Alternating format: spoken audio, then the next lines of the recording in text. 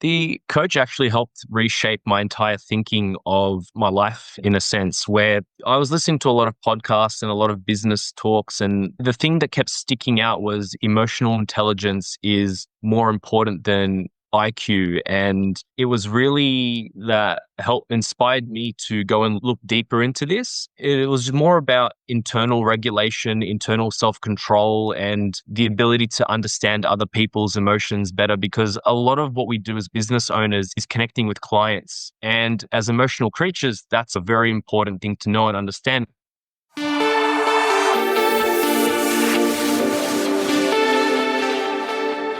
Welcome to Engineering Success, a show for industrial and engineering leaders.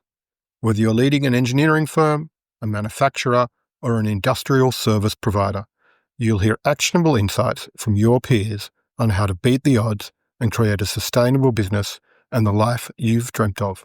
I'm Rick Merton, and I've spent over 25 years building businesses and working with technical companies to solve their toughest challenges.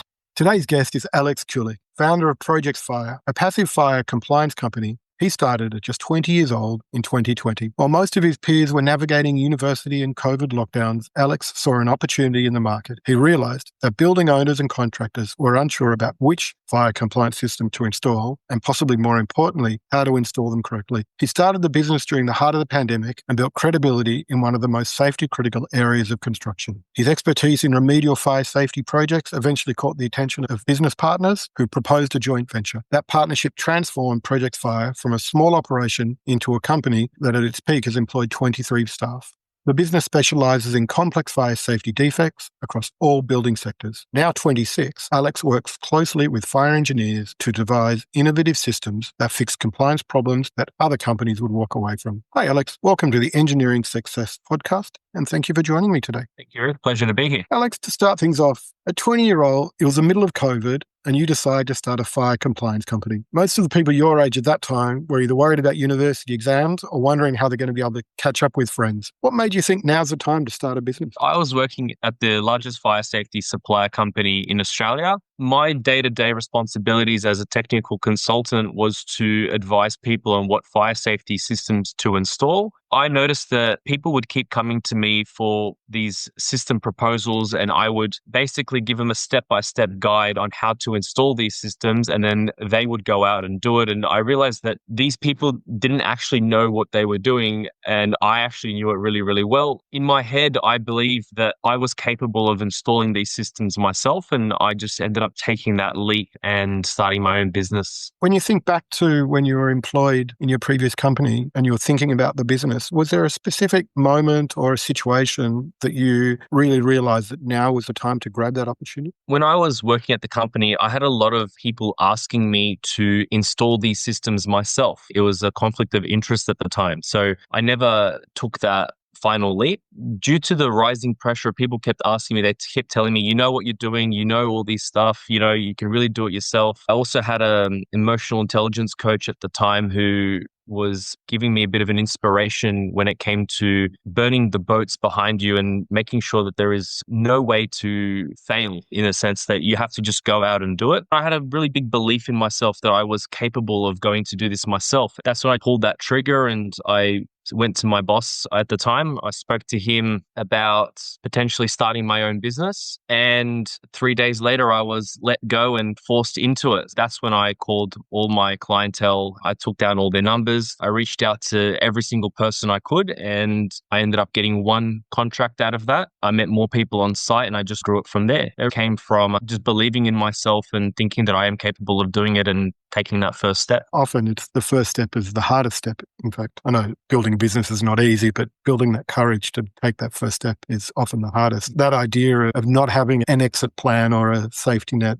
drives us quite hard to make sure we succeed. When you look at the industry as a whole, do you think there's something broken in the fire compliance industry that you're trying to fix? Or what's the vision that you want to take the industry forward? My vision is really to ensure things are done correctly and to make sure that the lives of people are actually saved if there was ever to be a fire in a building. Property protection comes second, lives come first, and there's just no question about it. The industry has a big problem of people cutting corners, to save costs. We specialize in remediation work. It's not something that people actively get to see. It's not like the tiles on your wall or the paint on the wall or nice new floorboards. This stuff is usually hidden within ceiling spaces in the plant rooms. It's not really visible. People are very reluctant to spend large amounts of money because it's not something that they consider tangible. That leads to a lot of people to win jobs, reducing their price and cutting corners. We just want to make sure that we are a company that's not viewed like that. Whenever we go to a job site, we know that when we leave that job site, that building is safe, that if there was a fire, that the chances of somebody dying are reduced to the maximum. Where do you see price and really how do you see your competitive positioning based on price? Are you a premium service and how do you deliver against that, or are you cost competitive? Actually, both. We are a premium service company where we engage with the clients. We ask them what their needs are. We try to tailor every job specifically to whatever each client needs. Also, we are cost competitive. We're not usually the cheapest price, but we are somewhere in the middle. We try to strike a balance between saving costs and making sure things are done right. And there are different ways to go about it. It's really down to the technical side of things where a lot of fire companies will try to slap a system that comes straight from the manufacturer onto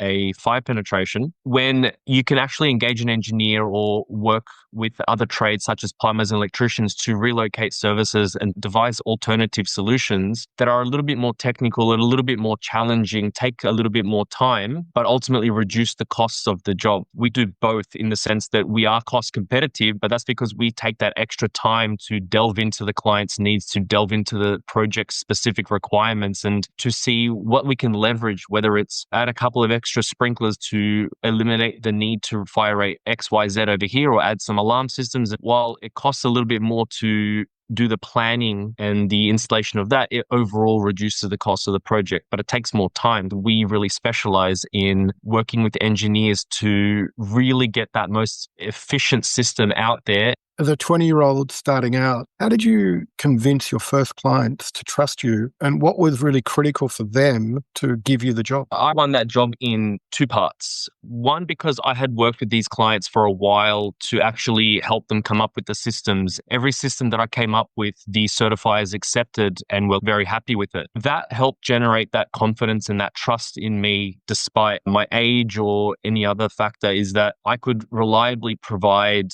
solutions to problems that were accepted by the certifier. And I always went the extra step to help people to find all these solutions. Also, at the time I was living with my family, I was a university student and I ended up dropping out for 1 year to start the business. Because I had no expenses, I had nothing to lose in a sense. I undercut the market by like half of what anyone else was charging to incentivize people. It's like, hey, look, I know what I'm doing. You've seen it and I will do it at half the price of what anyone else would do. There's no reason not to go. For me, that is how I started the businesses. At first I was less than half the price of everyone else and doing the right thing. It was a no-brainer to pick me. I gave everyone no option but to go with me. That makes sense because at that point, you didn't have many costs. You had no responsibilities. You didn't have staff or an office. For you, the value of a case study and a project was more important than the revenue that it was going to generate. It was all about getting that clientele and building in the leads and getting that reputation out there and knowing that later on I can increase my costs because I've got plenty of room to move. Just solidifying my position in that market was very important. It builds your own credibility. If other people have trusted you, then that trust transfers through. How did you build your knowledge base so quickly, especially when you went out on your own? How did you learn what you needed to do to make sure what you were proposing was going to work and could be implemented effectively? Originally, working for the largest fire safety supplier in Australia, I had access to a lot of documentation and a lot of information that I could draw on, as well as people who were in the industry in the office to give me some guidance, as well as I've got a very close family friend of mine who's been in the industry for 20 years. He used to work for that company as well, and he helped me get into that as well as teach me and mentor me. I think also being young, a lot of people actually reached out to help me. When I did leave the one supplier to start my own business, and I reached out to other suppliers to make sure that I was delivering a cost competitive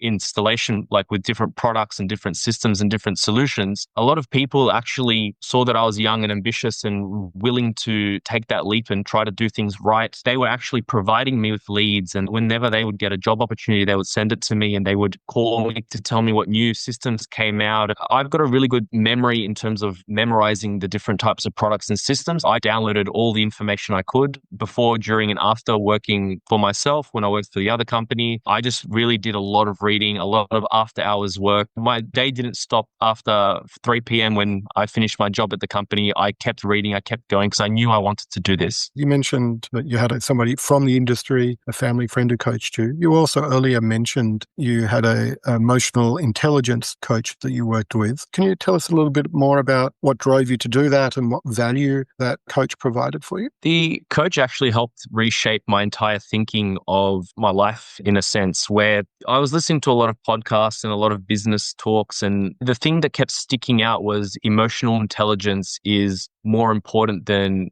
IQ. And it was really that helped inspired me to go and look deeper into this. It was more about internal regulation, internal self-control, and the ability to understand other people's emotions better, because a lot of what we do as business owners is connecting with clients. And as emotional creatures, that's a very important thing to know and understand. I felt like that was a weak area for me. I was very IQ smart. I could read and absorb information very well, but I struggled on that more personal connection side of things. He helped me really understand that side of business and that side of life a bit better. And it really helped open up my mind to a lot of other things that are very important to actually grow and develop a business. Today, do you still have any coaches or mentors, either an emotional one or a business coach or mentor? I don't at the moment. I did up until 2 years ago. And the most recent discussion was to go out on my own and see where things take me. If I do need any more coaching or assistance, I'm very open to it. We can always learn and grow, and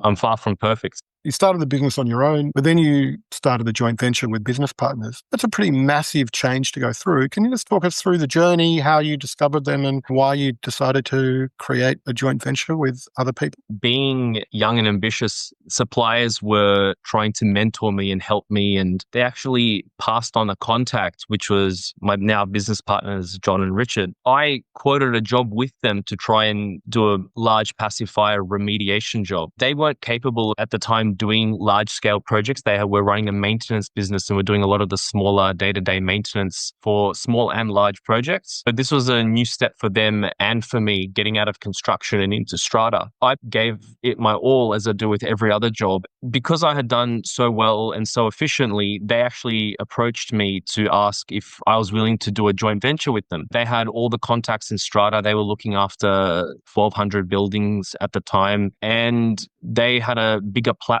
They had an established team. I was struggling to work on the admin side. I was struggling to develop the office side of the business. They offered to turn my small business, where I was doing everything myself, into an actual business where you go from that lone wolf to an actual company. I thought about that for a while. I think it took 3 or 4 months for everything to finally come to fruition. It was tossing up in my head, letting go of part of the company to grow and expand. And ultimately, it just felt like the right thing to do. I really connected well with them. I think they were wonderful guys. I had a few other similar opportunities arise, but with people that I didn't trust or people that I didn't want to end up going into business with. While these were people that I trusted, these were people that were willing to help mentor me as well. They had grown a business and everything just really felt right. After a bit of back and forth, we decided to create that joint venture and take projects to the next level. Was there a specific lesson that you took away that if somebody came to you and saying, I'm thinking of doing a similar thing, that you'd pass that piece of nugget onto them? What came up in me was an old lesson that my emotional intelligence coach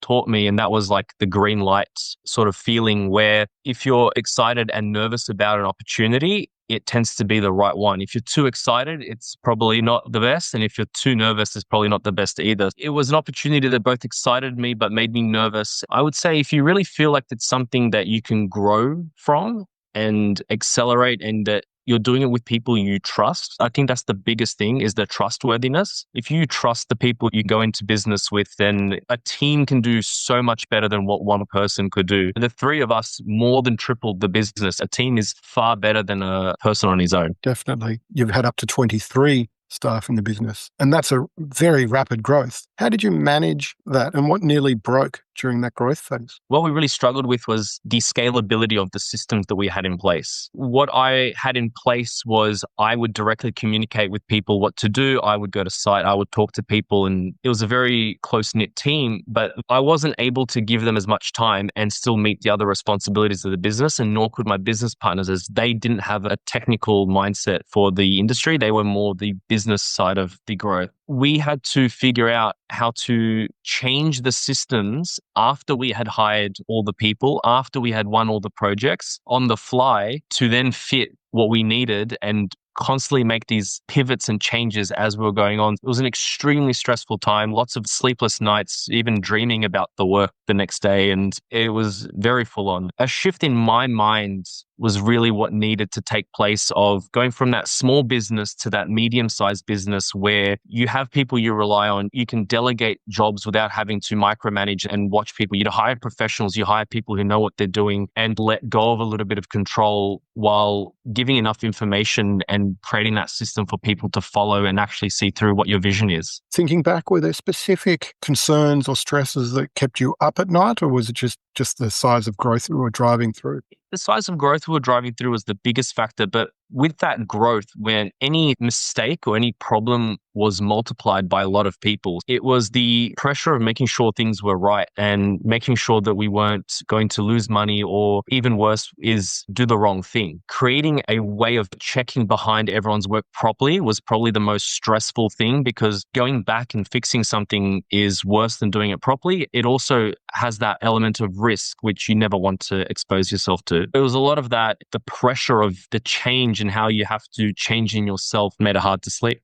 I expect one of the challenges that you had to personally deal with was going from being the sole decision maker and not having to check with anybody else on the decision to either having to discuss decisions with others, but in some ways also letting go of some areas of decisions. It must have been a fairly significant adjustment to go from being the sole decision maker to having partners. How did you navigate that transition from a very personal perspective? It was actually quite a relief to be able to trust people and let go of some of the decisions that I had to make on a day-to-day basis. It actually made running the business a little bit easier. And we all split the responsibilities up into what we were all good at. None of them were telling me how to do the technical side of things, and I wasn't telling them how to do the sales or the admin or the account side of things. The three of us had very different strengths, and they all played to each other very, very well. Divvying up the responsibilities just felt very natural and very easy to fall into. I was a bit blessed in that sense, where I did find partners that complemented myself and I complemented them when it came to this work. I didn't have any negative or difficult experiences in terms of not being the sole director of the company, not being the sole decision maker. I actually found it very relieving and helpful. Leading a business on your own is lonely, so sometimes it's good to have other people to lean into. Are there factors in the business that you have agreed to that need to be brought to a decision between the three of you, or you haven't gone down to that sort of level where you've discussed that? Like if you wanted to bring in a new senior person, which isn't hypothetically an expensive hire, is that something that you would need to agree on together, or it's really just everybody's left in their own lane? We actually are very collaborative. So a lot of those decisions, we talk to each other and we think very similarly in that regard. We can really get into that boardroom, talk it out in a short time frame and make a decision on how we want to move the company forward with any major changes. We all are very open in communication, and we'll pull each other in the boardroom and have a chat about these decisions and bounce ideas off each other and make sure that we're doing the right thing by the business and moving forward. Could you give me an example of one of your favorite projects, one that you just really loved working on and you were really proud of the solution and the installation went really well? We've had projects where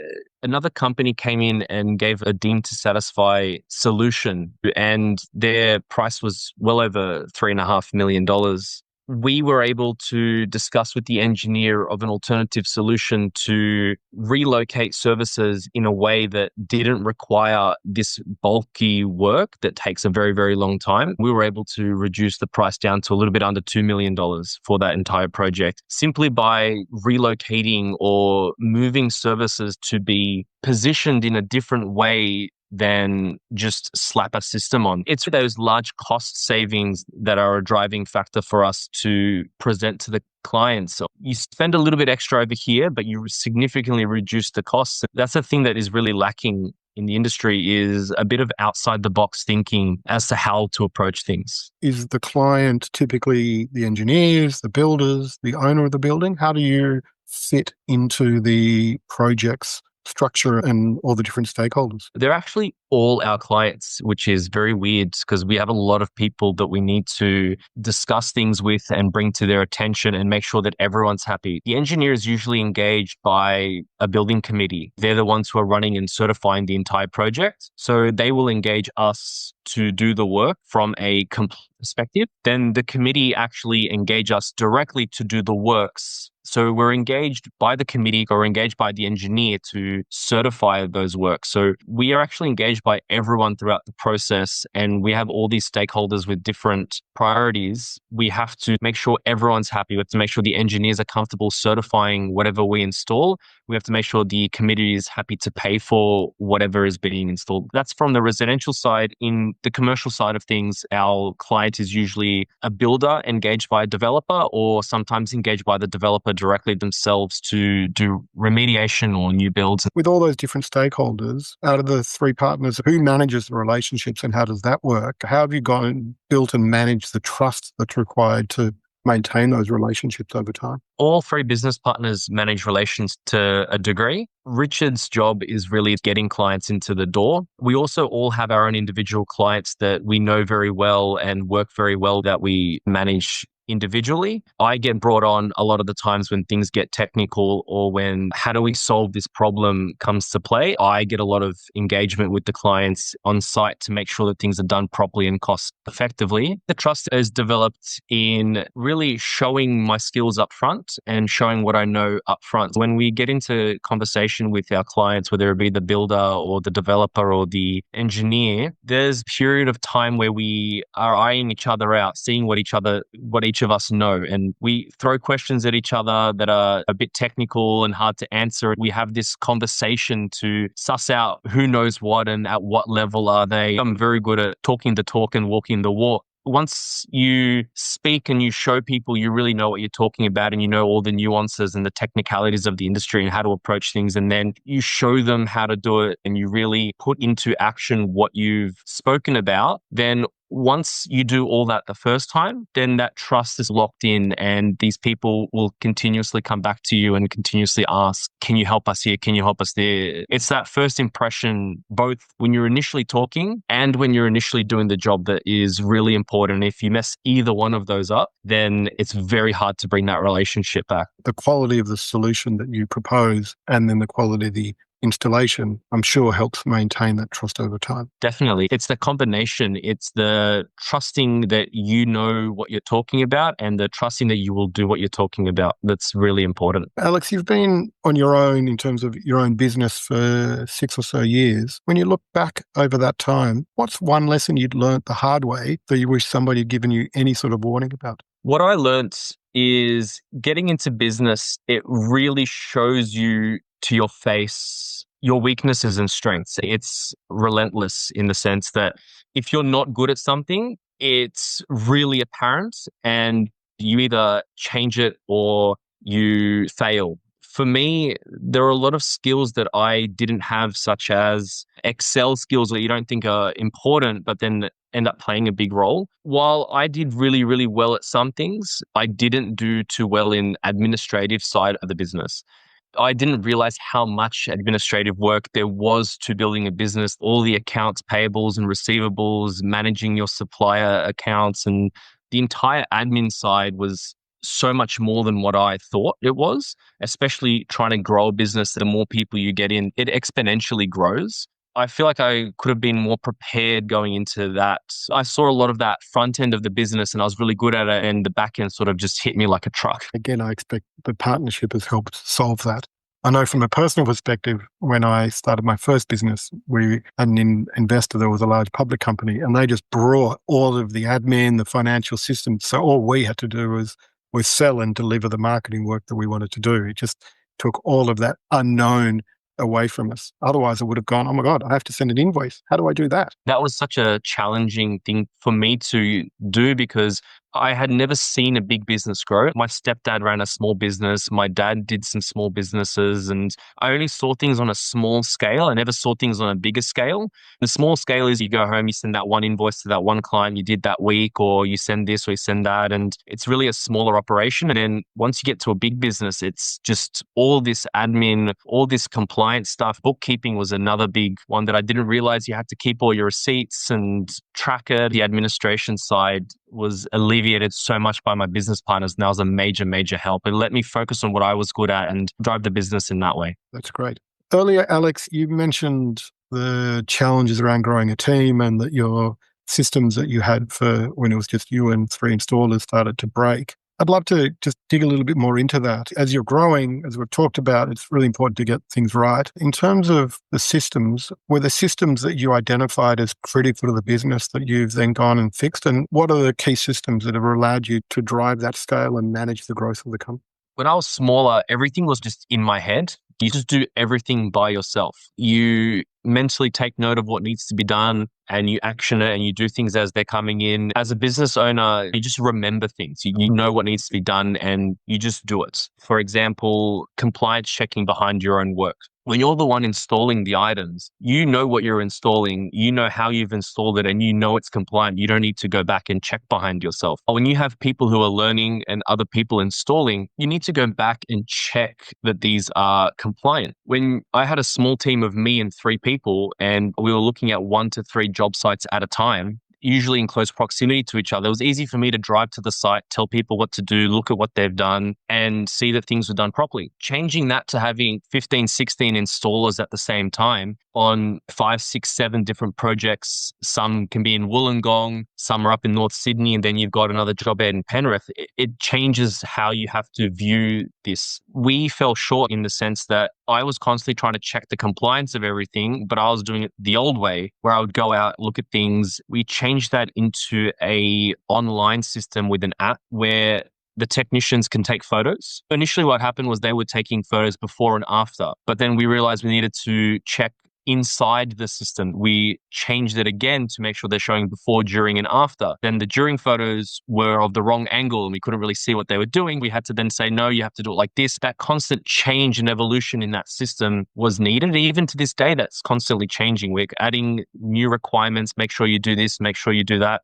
so that we can, in the office, in the computer, at the end of the day, in an hour, check what everyone has done for the day and make sure everything is compliant from start to finish, as opposed to spending 2 days driving around looking for everything. The system really helped scale that and make it more time efficient, as opposed to just me having to do it myself or hire people to check it. I interviewed a person who's got an electronics manufacturing business. One of the things they did is similar. They would photograph circuit boards that have come off the line for inspection. Now what they've added on top of that is an AI scanning component that actually reads the whole photograph to look for exceptions as well. They still have the human looking at it, but they've now got an AI engine that layers on top of that, again, for efficiency and quality control. There's your future enhancement potentially. I hope AI can do that one day. It'll make my life easier. I imagine that you're managing people today in your installation team that could easily be 20 plus years older than you. How do you manage that environment and how do you earn their respect and lead them effectively? I actually had one person leave because of my age when I was first starting out. They said, why the hell am I taking instructions from a 21-year-old when he was 52? I have had some challenges with my age, but I think as time's gone on, I've built a personal relationship with all of my team. I've really gotten to know who they are. They've gotten to know I am. A big part of that is me showing them that I know what I'm talking about, that I understand what's going on, and to have that trust and confidence in me as a person that despite my age, I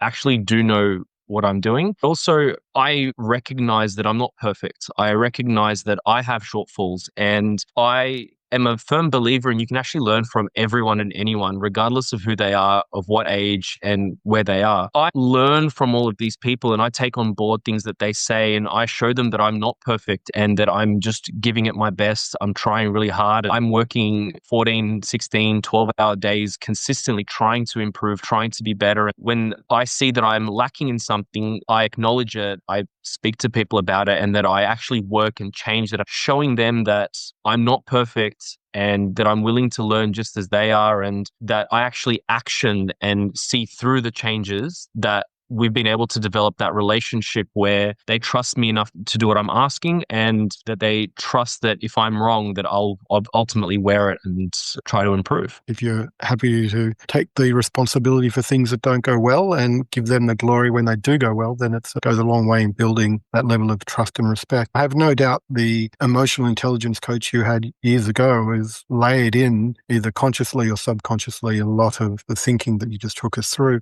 Having said all of that, I still imagine that you've had to have some fairly difficult conversations, and possibly the 50-year-old resigning when you were 21 is an example of it. Again, if you think through, have there been any really challenging conversations that you've had to have with staff? If so, how do you approach having a difficult conversation? I get a lot of butterflies when I have to have difficult conversations with people, as I'm sure everyone does, whether it's bad news or letting people go or whatever comes up. There's a lot of self-talk in my head that is like, you just got to have this conversation and see where it goes. It's never as bad as you think it's going to be. If you think of the best possible scenario and the worst possible scenario, it's usually somewhere in the middle. It comes down to just biting that bullet and going through that tough conversation. And like you said earlier, the hardest part is taking that first step in everything. Once you take that first step, and if you've got a reasonable position to discuss, then I think everything just ends up resolving itself for whatever the outcome is going to be. You can't control everything. You can just try to do your best in every situation. I completely agree. It's amazing. The stories we tell ourselves about the difficult conversation we're going to have are often far worse than the conversation itself. If we could just help ourselves shut up in our own mind, the conversations would be far easier.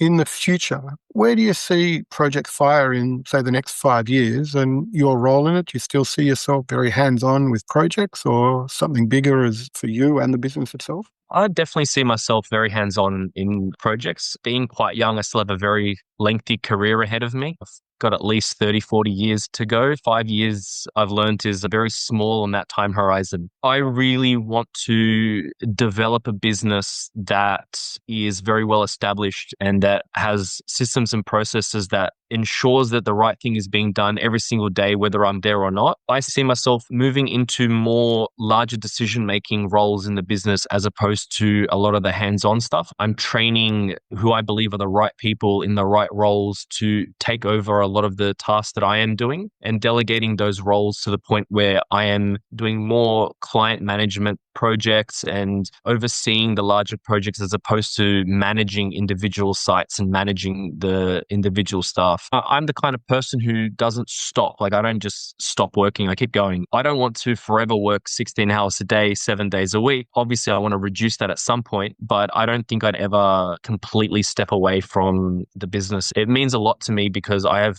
given up so much of my life and so much of my time. And at 20, most people are partying. Monday to Sunday, I was just working and building this business, and I've given up my 20s in this, and it's really means a lot to me. I don't think I'd ever completely let go. If a 20-year-old came to you today who thought, look, I've seen this opportunity, but everybody's telling me you're too young, you're too inexperienced, why would you want to do that? You're silly. What would you tell them? Even if it doesn't work out, the amount you will learn by starting a business and getting to any stage is so much more than what you would just letting any opportunity go. Being young, you have the opportunity to fail and start again and fail and start again. If you are really dedicated, then I think it'll just end up working out. I had some failed things in the past that I had tried, and for every time I've learned a lot more. You've just got nothing to lose. Chances are you're living with your family and you don't have many expenses, and you've got a safety net in Australia where in the worst case scenario is you're supported by the government. It's only up from there. You want to take that opportunity if you can. That's great, Aleks. I couldn't think of a better place to end our conversation. So thank you for sharing your really remarkable journey for a 26-year-old to to start a business at 20 and then to become one of the leading specialist fire compliance businesses. Thank you for sharing your insights about spotting opportunities during a crisis that the world was going through in COVID, building credibility in a really safety critical field and scaling through strategic partnerships. I'm sure they'll be really invaluable for a young entrepreneur and owner of an engineering business today as well. Thanks for having me in. Appreciate it. To all our listeners, if you found value in today's conversation, I'd love to hear from you. Feel free to connect with me on LinkedIn or visit our website, insideoutgroup.com.au. Remember, as we've just learned from Aleks, building a sustainable business is definitely a journey, not a destination. The challenges that Aleks has shared about rapid growth, partnership dynamics, and technical credibility are ones that many of us face in the industries we work in. But as we've heard today, they're absolutely solvable with the right mindset and approach. I'm Rick Merton, and thank you for listening to Engineering Success.